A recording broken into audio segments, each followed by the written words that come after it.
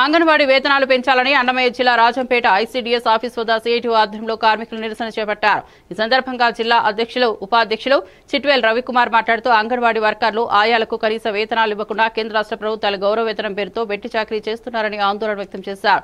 కనీస వేతనం 26,000 ఇవ్వాలని డిమాండ్ చేశారు. ఈ కార్యక్రమంలో సిఐటి జిల్లా అధ్యక్షులు సిహెచ్ చంద్రశేఖర్, ప్రాజెక్టు ప్రధాన కార్యదర్శి విజయమ్మ, సెక్టార్ లీడర్లు వనిత, లావణ్య, స్వర్ణ తదితరులు పాల్గొన్నారు. డిమాండ్ పరిష్కరించాలి. ముఖ్యమంత్రి గారు హామీ ఇచ్చిన అమలు చేయాలి. ముఖ్యమంత్రి గారి హామీ అమలు చేయాలి. అంగన్వాడీకి ముఖ్యమంత్రి ఇచ్చిన హామీలు అమలు చేయాలి. రాష్ట్ర ప్రభుత్వం నిర్లక్ష్య వైఖరి, రాష్ట్ర ప్రభుత్వ నిర్లక్ష్య వైఖరి.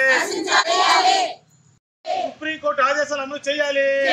సుప్రీంకోర్టు ఆదేశాలు అమలు చేయాలి. గౌరవ వేతనం వద్దు, గౌరవ వేతనం వద్దు, గౌరవ వేతనం వద్దు.